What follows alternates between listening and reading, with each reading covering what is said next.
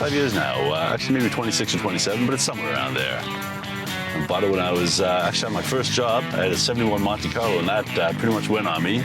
And like I said, I love this car all along. And so when one went for sale in St. Catharines, I picked it up, and I promised myself I would hold on to it till I had it just the way I wanted. And so that's what I did. I oil sprayed it religiously every year and looked after it really well. Always kept it in the garage, and finally got the time and the money together to give it to Gary, and I knew I had it in good hands, and he did a fantastic job. My favorite car, there's a couple others that I really like, but they're all the same class, the big luxury cruisers, and I always love the GMs. I think they're the best designs, the best lines, the best engines and transmissions. So, and of them all, this was my favorite. I love the two-door, and I love the fact that it's a big, long car, and I knew it would go up in value as well.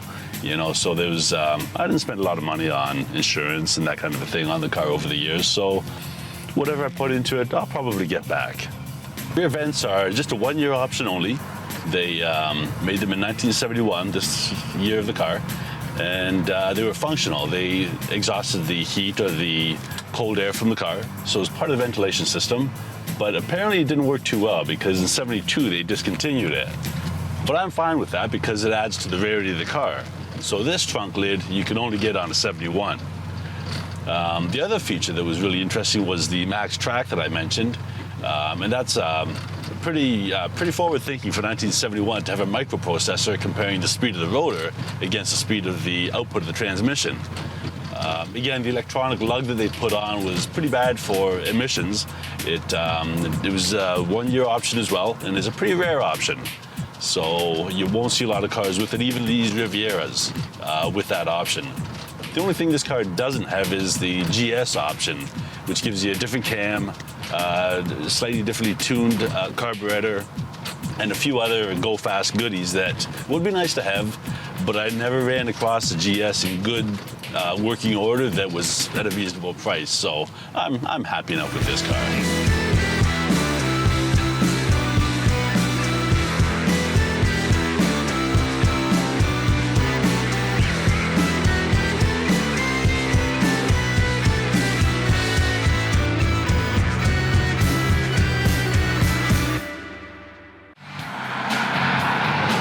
My name is Bob Peddle. What we have here is a 1966 Chevrolet Corvair.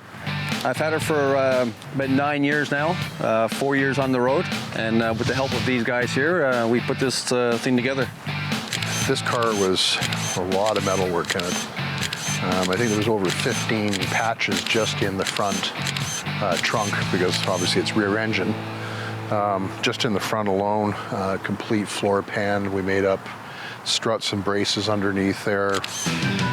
We did a two-tone custom interior for it, which came out really nice. We carried the blue through inside. Made up a couple little billet pieces. I don't know if you can see where the gauges are. We made that piece there. Some blocks for underneath the steering column. We carried the two colors through into the steering wheel and the dash. You know, it's just these little emblems that you find. This stuff is hard to get. What we did was, Yenko actually did was notoriously well known for their Camaros, and Yenko actually did a Corvair at one point. You can actually see a lot of the body styles in this car. You can see them carry forward into the Camaros in 67, 68, and 69, such as the roof line, the front pillar, and even the front end parts are very, very similar in design. Why this car? Is actually driving by on a trip to Agnes one day. Me and a friend just spotted this thing at a used car dealership. 2 hours later, it was in my driveway.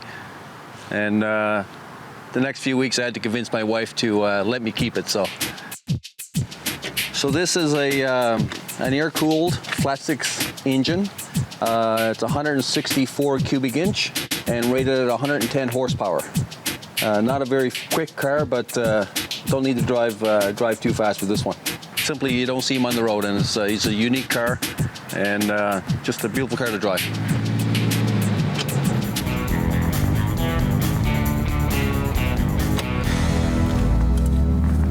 there's just not a lot of these around anymore, and it's nice to see it brought back to life.